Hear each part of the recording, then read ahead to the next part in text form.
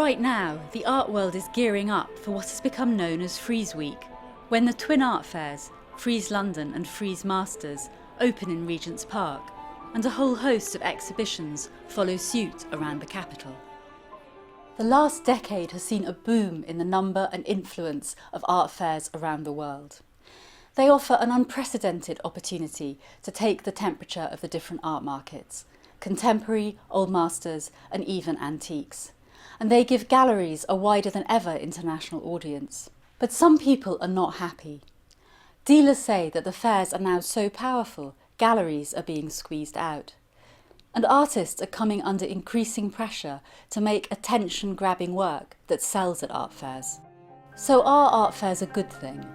What do the experts think?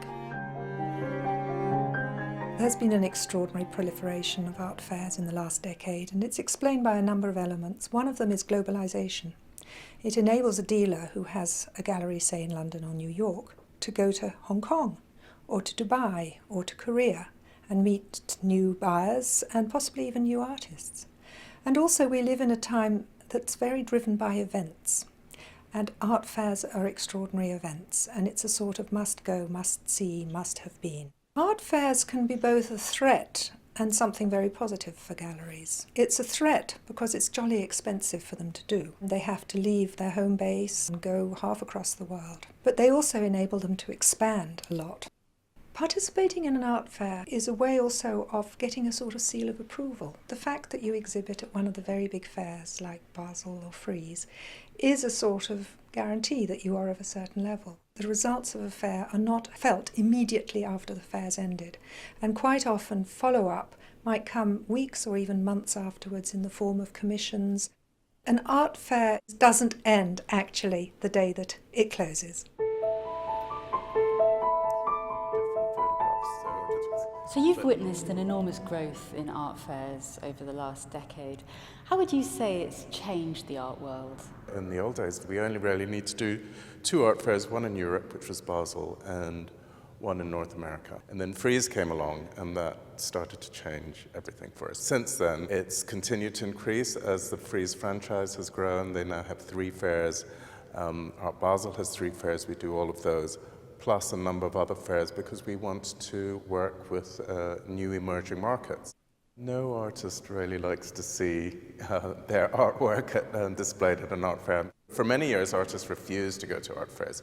I think that's changed now, and they've accepted that it's part of the system. Galleries and artists, they would far rather that collectors came to a gallery and saw an exhibition in a more kind of ideal setting where the work is more beautifully displayed, and it's a contemplative setting where you can sit and look at the work. And that doesn't happen at an art fair. Obviously, it's much more of a mishmash. People are running around, they don't have time, they're trying to see as much as possible in a very short space of time. But it serves its purpose. I mean, it's for a lot of busy people who don't have time to travel around the world looking at exhibitions, it's a great way to get a sense of what's happening in the art world. We're standing in front of a group of paintings by Eric Fischl called Art Fair Paintings. Tell us what you think is going on in these paintings. Eric had never visited an art fair before going to the Miami Basel Fair a couple of years ago. You know, he's always been a great narrative painter, and he was interested in all these different kind of narratives that he was seeing at the fairs, but he's also interested in the different kind of false perspectives you get at fairs, with art on one booth looking through to the next booth and you'd see something else, and the different types of characters that you'd get at the fairs, and I think he's captured them really wonderfully well. So what proportion of your sales do you think are dependent on art fairs? Probably about half. I mean, we do 12 art fairs around the world, and we do the business at the fairs, but often we meet new clients at a fair, or someone expresses interest in an artist, and we follow up after the fair, and we do the business in the gallery, or they come to the gallery to see an exhibition because they liked an artist that they saw for the first time, say at an art fair in Hong Kong.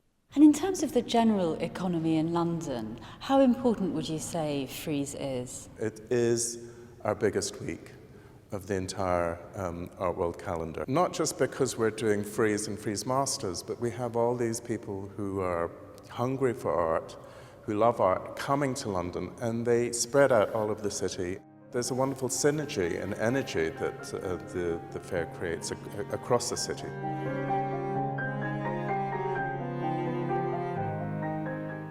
When I first started my career, which is quite a long time ago now, I don't even know if there were art fairs, and it certainly wasn't something that artists would ever imagine being in. We didn't expect to make a living. There's very few artists who made a living out of their work, and so it was almost like a philosophical sort of pursuit, making art. Art fairs like a kind of global market now. The same collectors, I think, go all around the world. It's just like part of the scene, part of like going to Ascot or something. I'm not sure if artists are tailoring their work to match the potential buyers, because I think there's so many different kinds of fairs and so many different kind of buyers. I think it's a place to show work to the intelligent art audience. But I think art fairs have got quite sophisticated now. I think they're actually changing to adapt to the art that's being made. And hopefully it's not the other way around, that artists are making work to adapt to art fairs.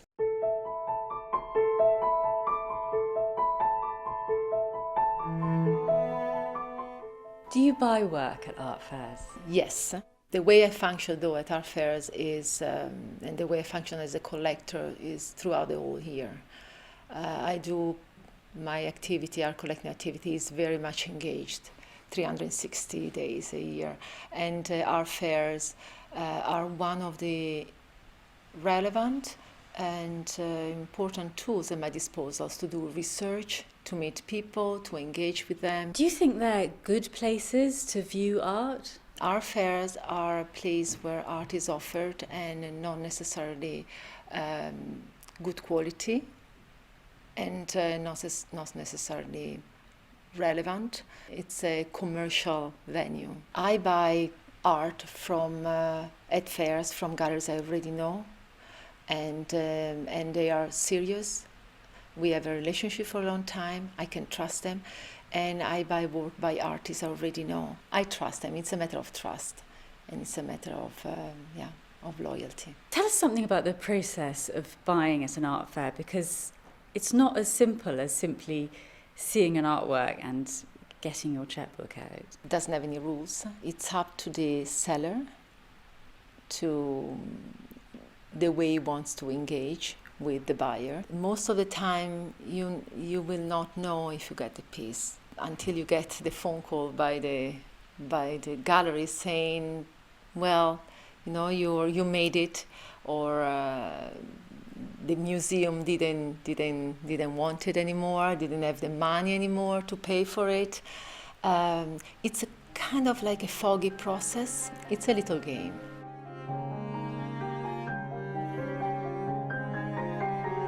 When I started, there were 2 art fairs in the world, one in Cologne and one in Basel.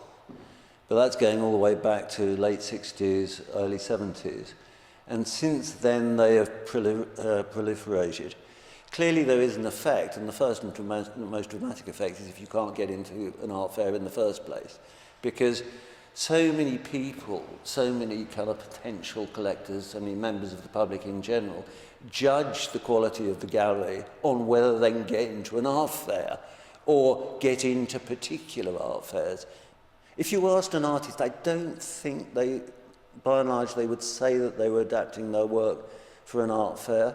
But of course, subconsciously, you always do, because if something an artist does is really successful or really popular, well, of course, they'll be tempted to do more of that thing.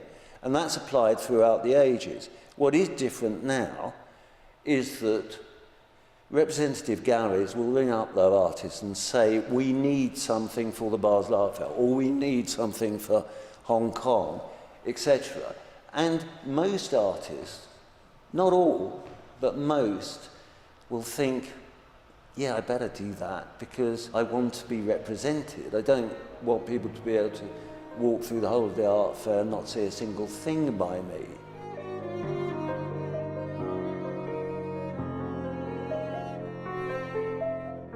Art fairs are clearly here to stay.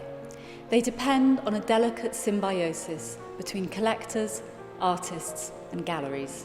The question now is, can the art world find a healthy balance?